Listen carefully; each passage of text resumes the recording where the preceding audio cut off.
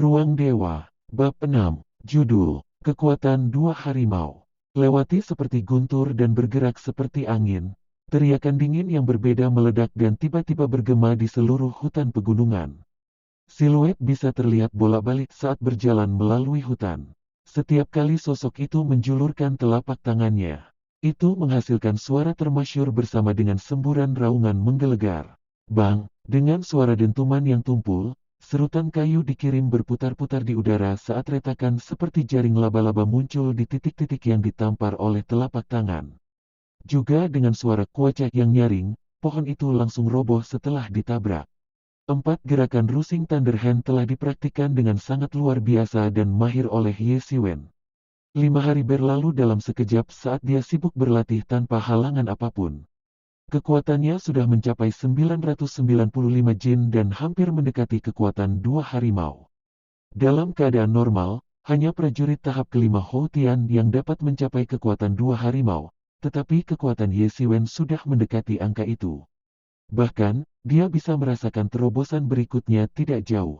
Kekuatannya sudah mendekati kekuatan dua harimau, ditambah Rusing Thunder Hand-nya juga telah mencapai 6 gema.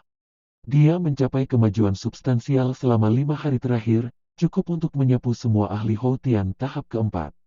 Namun ini masih belum cukup, jauh dari cukup. Ye Siwen mengeluarkan gerakan Rusing Thunder Hand berulang kali.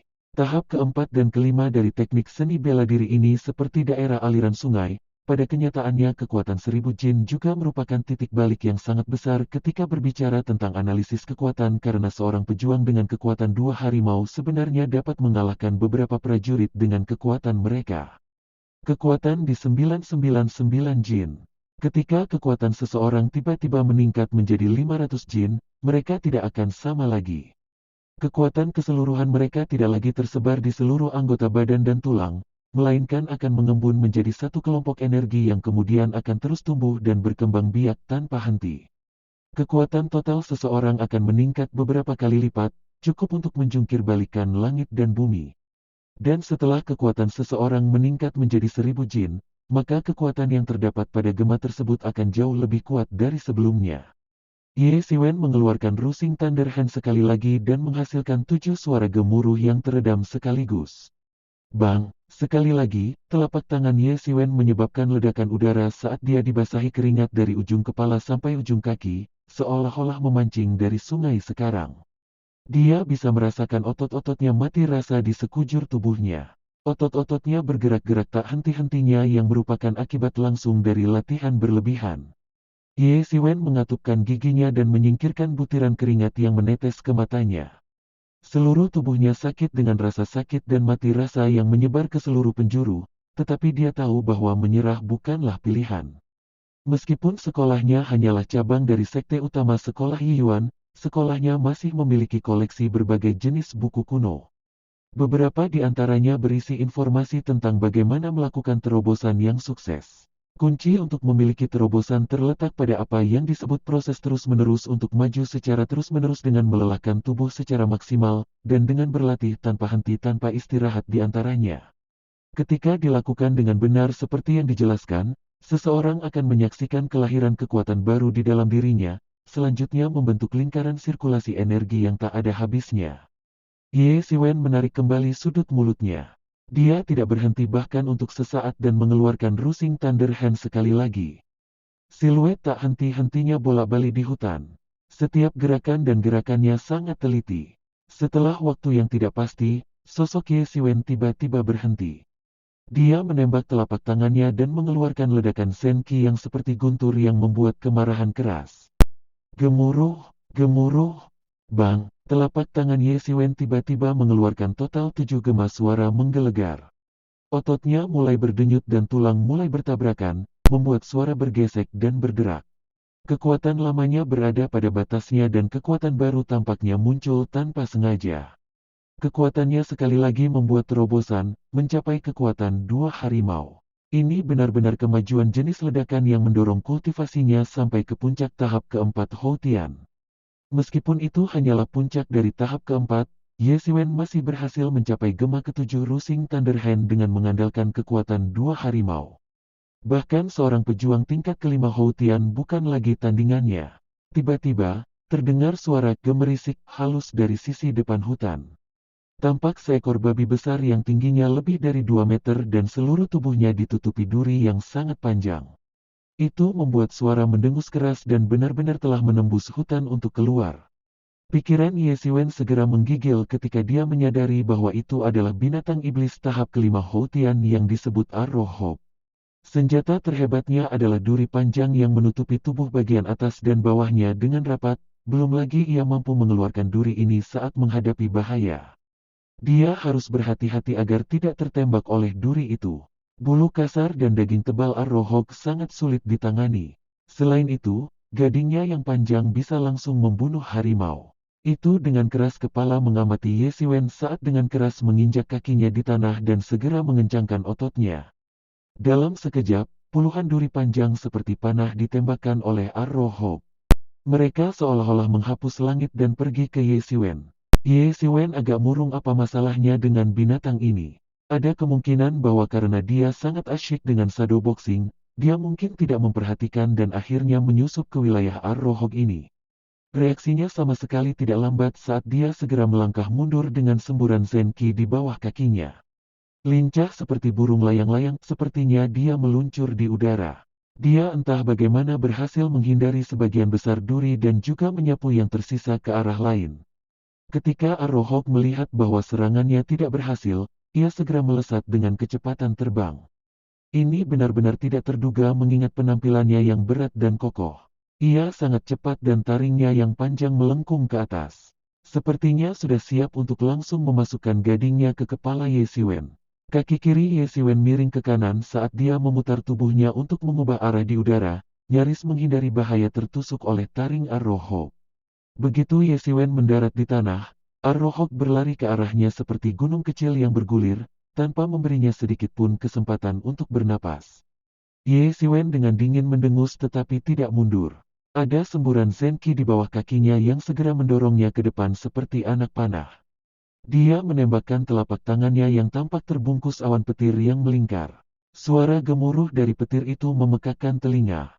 Dalam sekejap mata, telapak tangannya melewati duri Arrohok yang tertutup rapat sebelum menggedor tubuhnya dengan kejam. Kekuatan dua harimau pecah secara keseluruhan seiring dengan ledakan awan yang mengelilingi telapak tangannya. Bang, daging panah Hog itu telah memar dan terkoyak. Beberapa tulang rusuknya juga patah.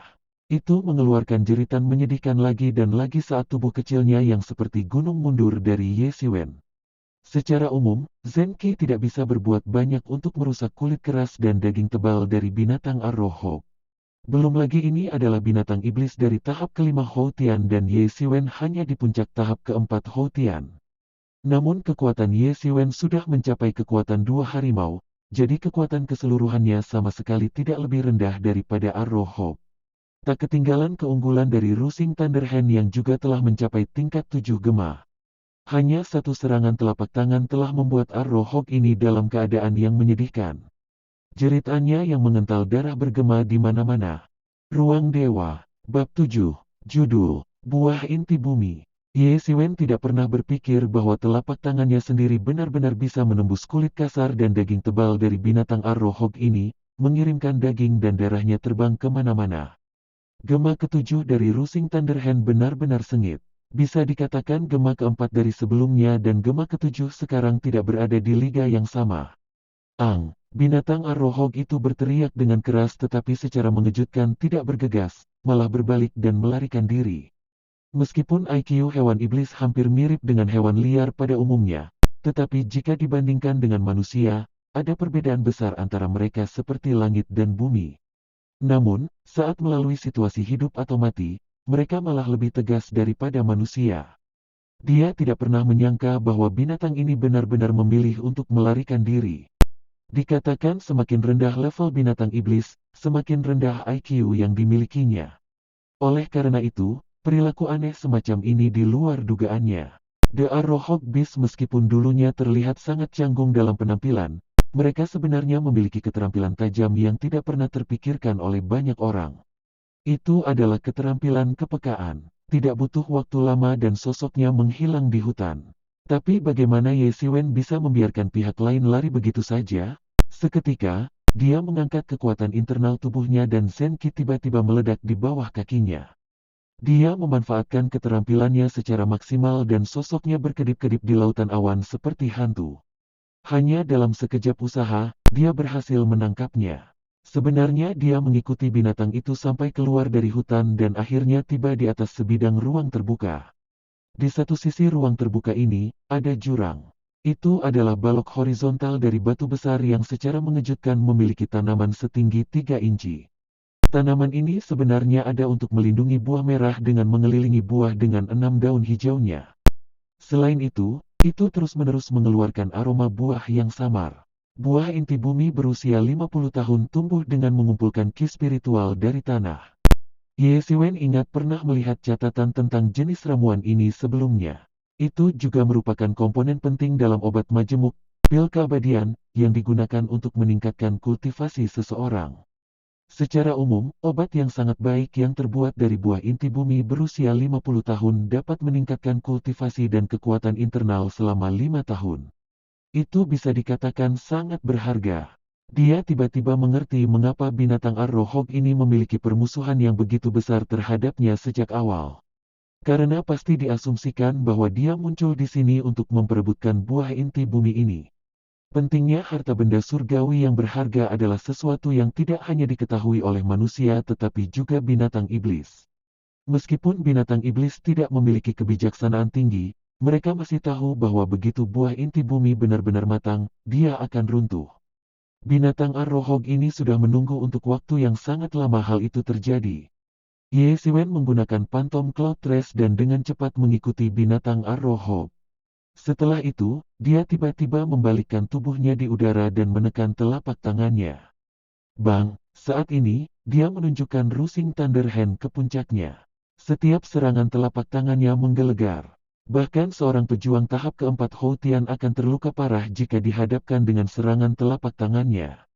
Untungnya kulit Arrohog ini kasar dan dagingnya cukup tebal. Juga itu jauh lebih kuat daripada prajurit biasa dari tahap keempat Houtian. Jika tidak, itu akan ditampar sampai mati oleh Ye Siwen.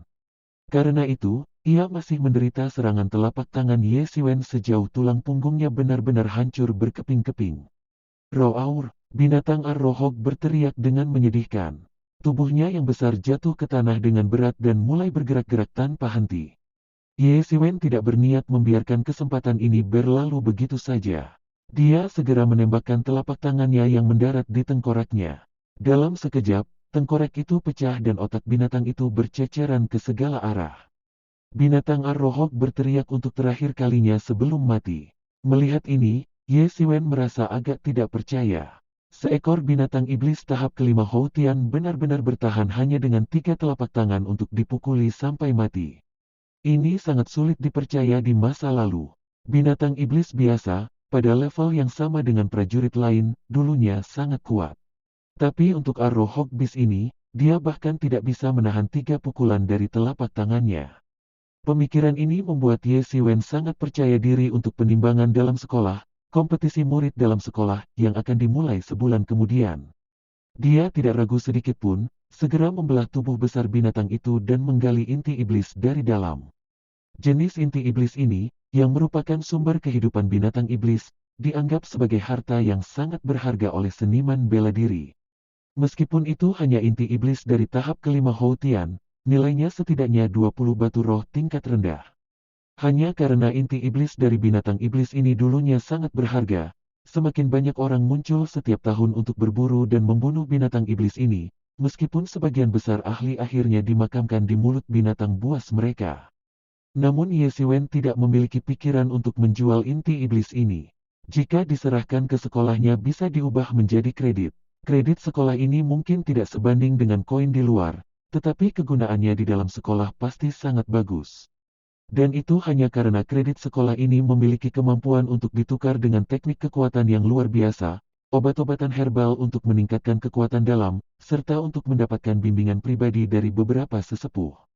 Bagi Ye Siwen, tentu saja ini jauh lebih penting daripada uang.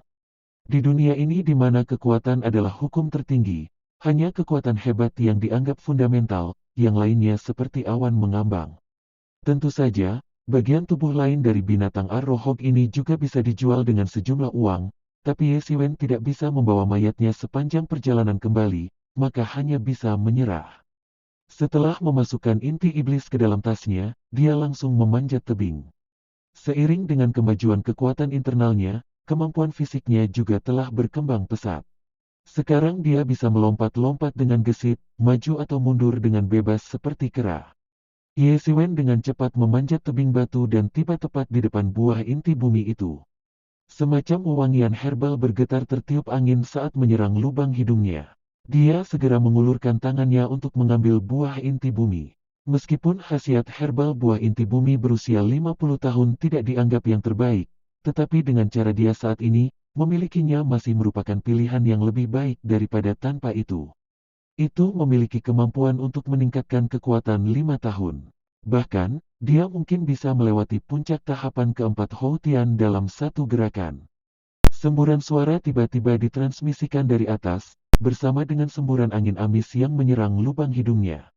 Ye Siwen tanpa sadar menginjak kakinya di tanah dan menghindar ke samping untuk menghindari angin jahat ini.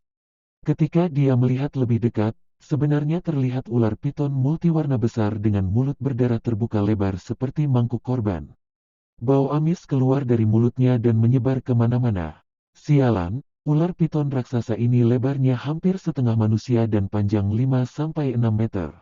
Itu juga tampaknya memiliki semacam kemampuan magis juga. Di satu sisi, ada yang disebut buah herbal legendaris sementara di sisi lain, ada binatang aneh yang menjaganya. Ye Siwen awalnya mengira bahwa binatang Arrowhawk tidak mati dan telah muncul lagi, oleh karena itu dia agak santai. Tapi untungnya, dia belum sepenuhnya melonggarkan kewaspadaannya. Jika tidak, setengah dari tubuhnya pasti sudah digigit oleh ular piton besar itu. Ular ini pasti memiliki beberapa kemampuan magis karena buah inti bumi hanya tumbuh di wilayah yang kaya energi spiritual. Setelah sekian lama membasahi energi spiritual, piton besar ini ternyata juga telah berubah dari binatang biasa menjadi binatang iblis. Dilihat dari penampilannya, sebenarnya sudah mencapai Houtian awal tahap kelima. Karena Ye Siwen tidak dapat merasakan energi spiritual di sekitar sini, jelas bahwa buah inti bumi ini telah sepenuhnya menyerap energi spiritual dari daerah ini, meninggalkan daerah sekitarnya sama sekali tidak memilikinya. Bes, piton warna-warni menyadari bahwa Ye Siwen tidak berencana untuk menyerang lebih dulu, jadi ia segera menoleh ke arah Ye Siwen dan membuka mulutnya untuk menggigitnya. Semburan bau amis menyapa lubang hidung Ye Siwen saat dia segera melompat ke belakang sambil mengandalkan Phantom Cloud Trace untuk menghindari semua upaya gigitan ular piton warna-warni besar itu. Kemudian dia tiba-tiba berbalik dan menembakkan telapak tangannya keluar. Lewati seperti guntur dan bergerak seperti angin. Telapak tangan Ye Siwen sangat cepat karena tercetak dengan jahat di tubuh piton. Bang, anehnya, itu menghasilkan suara dentang logam karena sisik multiwarna piton itu lebih keras daripada selembar lembaran besi biasa. Tapi bagaimana kekuatan Ye Siwen bisa begitu menakutkan? Telapak tangannya hampir tidak menyentuh ular piton itu dan membuatnya terbang beberapa meter jauhnya. Ruang Dewa, Bab 8, Judul, Tahap kelima Houtian. Saat ini, ekor ular piton warna-warni besar itu terlempar secara horizontal, menghasilkan angin yang luar biasa. Akibatnya, itu dilemparkan langsung di depan Ye Siwen. Ekornya sekeras logam. Meskipun itu dihancurkan dengan kejam, kekuatannya tidak boleh lebih rendah dari kekuatan dua harimau. Meskipun untuk binatang iblis tipe ular, kekuatan tidak dianggap sebagai keahliannya, tetapi ular sanca warna-warni ini secara mengejutkan terlempar dari ekornya meskipun sudah berada di tahap kelima Houtian dan memiliki kekuatan absolut lebih dari 1000 jin. Bahkan tulang-tulangnya hancur parah oleh cambuk yang kokoh ini. Bang, kedua telapak tangan Ye Siwen terus maju dan dengan ganas menabraknya, menghasilkan suara dentang logam yang bergema di mana-mana sekali lagi. Dia kemudian segera berteriak dengan keras dan dengan kuat meraih ekornya yang sudah hancur beberapa saat yang lalu. Segera, pembuluh darah biru itu mencuat di lengannya. Dan kemudian dalam sekejap, dia memindahkan seluruh kekuatan tubuhnya dan melemparkan ular piton itu lagi di udara. Desir, piton itu memiliki berat lebih dari 100 jin tetapi tiba-tiba diangkat dan dilempar ke udara dengan cukup kejam, membuatnya mengeluarkan suara siulan. Bang, dengan suara yang keras, ia langsung terbentur tebing. Kali ini ketika piton dicambuk dengan paksa, tubuhnya langsung tenggelam ke dalam tebing. Segera gumpalan darah merembes keluar dari tubuhnya yang tebal dan panjang. Jelas, intensitas cambuk ini cukup besar. Ia berjuang untuk melarikan diri, tapi bagaimana Ye Siwen bisa membiarkannya lolos begitu saja? Dia langsung beraksi. Bang, bang, bang. Tak lama kemudian, piton itu dikirim ke kematiannya. Meskipun ular piton itu musnah, Ye Siwen masih tidak bisa berpikir untuk beristirahat bahkan untuk sementara waktu. Segera setelah menggali inti iblis dari tubuh ular sanca ini, dia segera menggali buah inti bumi juga. Setelah itu, dia dengan cepat pergi dari tempat ini karena dia mengira tempat ini sekarang berbau darah yang mungkin menarik perhatian binatang iblis lainnya yang tinggal di gunung. Dan jika itu terjadi, pasti akan membawa masalah yang tak terhindarkan padanya. Meskipun dikatakan bahwa tempat ini adalah wilayah luar pegunungan dan mungkin tidak memiliki banyak binatang iblis yang tangguh, itu masih bisa menjadi masalah yang merepotkan. Dalam hal menentang semua akal sehat, binatang iblis yang tangguh bergegas entah dari mana, maka dia tidak akan punya waktu untuk mengeluh atau menangis tentang ketidakadilan situasi. Ada banyak binatang iblis di gunung ini, jadi dia juga tidak punya pilihan selain melindungi dirinya sendiri. Alasan mengapa sekolah Yi Yuan terletak di atas gunung semacam ini adalah untuk mengintimidasi binatang iblis dan mencegah mereka turun gunung untuk mengganggu orang. Ye Siwen segera kembali ke sekolah Yi Yuan. Meskipun dia telah pergi beberapa hari yang lalu, hampir tidak ada yang berubah di sini. Setelah itu, dia langsung pergi ke istana Gonda sekolah Yi Yuan. Sebenarnya, sekolah Yi Yuan secara khusus bertanggung jawab untuk menukar barang berharga dengan kredit sekolah yang disumbangkan oleh murid dalam. Ye Siwen masuk dan tiba tepat di depan pelayan pertukaran kredit sekolah. Pengurus ini benar-benar beberapa karakter yang sangat kuat di sekolah. Mereka tidak seperti para tetua, tetapi masih memiliki rasa hormat dan pengaruh yang nyata di sekolah. Meskipun kekuatan yang mereka miliki tidak bisa dianggap terlalu signifikan, murid biasa masih tidak mampu menyinggung perasaan mereka. Pelayan muda ini bernama Wang Xi yang dulunya adalah salah satu murid sekolah Yi Yuan sebelumnya. Perilakunya relatif tidak baik dan dia suka menjilat orang-orang yang berkuasa dan berpengaruh. Inilah alasan mengapa murid biasa tidak menyukainya. Saat ini, Wang Xi dengan agak angkuh berkata, "Apakah kamu juga ingin menukar kredit?" "Tidak." Ye Siwen menggelengkan kepalanya saat dia mengeluarkan inti iblis dari binatang arrohog dan ular piton warna-warni. "Aku ingin menukar dua inti iblis ini dengan batu kristal." Wang Xi menerima dua inti iblis dengan sangat acuh tak acuh dan berkata, "Inti iblis tingkat 5 Houtian dapat ditukar dengan 20 batu roh tingkat rendah. Jadi keduanya dapat ditukar dengan seluruhnya 40 batu roh tingkat rendah." Ye Siwen menyatakan persetujuannya meskipun ada perbedaan relatif yang sangat besar antara dua inti iblis dalam hal kualitas. Seandainya dijual secara pribadi, itu mungkin menghasilkan satu atau dua batu roh lagi. Namun relatif nyaman untuk langsung pergi ke Istana Gonda untuk menukarnya daripada memilih opsi penjualan pribadi. Setelah menerima batu roh, Ye Siwen berbalik dan pergi. Memiliki 40 batu roh tingkat rendah dan buah inti bumi, sekarang dia pasti bisa berlatih Rusing Thunder Hand hingga tingkat Gema ke-9.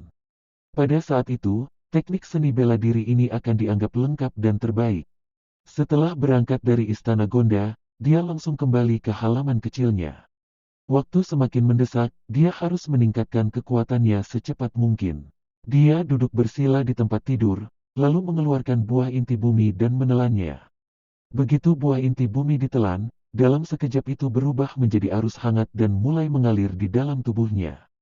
Kehangatan yang mengalir sebenarnya muncul dari dantiannya. Zenki seluruh tubuhnya tiba-tiba mulai berputar dengan sangat panik. Wajah Ye Siwen secara bersamaan mulai memerah. Dengan revolusi gila Zenki di dalam tubuhnya, kondisi awalnya yang stabil juga mulai mengendur terus-menerus. Ye Siwen menginduksi sirkulasi Zenki di dalam tubuhnya dengan mengerahkan kekuatan penuhnya dan memurnikan energi yang baru ditemukan ini. Dalam setiap penyempurnaan, Zenki diperkuat. Selanjutnya, semakin banyak energi mulai memadamkan tubuhnya di bawah bimbingannya. Energi-energi itu membelah dan merekonstruksi sel-sel di seluruh tubuhnya. Dalam proses rekonstruksi dan kemudian merobek ini, wajahnya menunjukkan jejak rasa sakit bersama dengan kenikmatan yang terjalin bersama. Ketika sel-sel yang tak terhitung jumlahnya terkoyak, baginya seakan-akan seluruh dunia runtuh. Bahkan tubuhnya juga mulai mengeluarkan suara berderak seperti suara keras petasan yang berselang. Ini karena pengalaman yang dialami tubuh Fana selama proses transformasi ini. Dia kemudian segera turun dari tempat tidurnya dan pergi ke halaman kecil. Di sana dia berteriak keras dan mulai mempraktikkan repertoar Rusing Thunder Hand. Dalam benaknya, ada gambar seseorang yang melatih esensi Rusing Thunder Hand dengan cukup cepat. Ki spiritual dari mereka yang bertukar 40 batu roh mengalir dalam kelimpahan dan melonjak di dalam seluruh tubuhnya dengan sangat gila. Bang, halaman kecil Yesiwen itu dipenuhi dengan suara gemuruh yang berselang-seling. Bahkan tubuhnya juga mengeluarkan suara gesekan dan berderak. Kekuatan di dalam tubuhnya juga terus meningkat dengan kecepatan terbang. Kekuatan 2 harimau, 2,5 kali kekuatan harimau, kekuatan 3 harimau, kekuatan 4 harimau, kekuatan 5 harimau. Bang, tiba-tiba, dia menerobos puncak tahap keempat Houtian dengan ledakan arus energi yang kuat. Tahap kelima Houtian, namun, terobosan ini belum berakhir, malah masih meroket dengan cepat. Tepat sebelum mencapai tengah-tengah tahap kelima Houtian, Zenkinya menatap dengan kecepatan yang mencengangkan sebelum mencapai tingkat menengah tahap kelima Houtian. Perasaan terobosan cepat ini membuat Yesiwen berkubang. Tepat ketika fase akhir dari tahap kelima Houtian akan diserang, dia tiba-tiba merasakan aliran energi yang tak habis-habisnya secara mengejutkan menghilang secara tiba-tiba.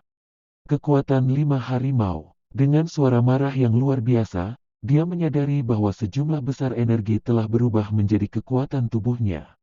Kekuatan sebelumnya dari 3 harimau tampak seperti sejarah sekarang. Dia sekali lagi naik level untuk mencapai kekuatan 5 harimau. Jadi sekarang kekuatannya sebanding dengan para ahli tahap ke-6 Houtian. Bang, suara badai yang sangat besar bergema.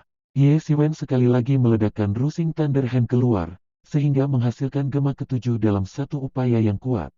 Di dalam ruang misterius, siluet bisa dilihat tanpa henti mengebor esensi dari Rusing Thunder Hand.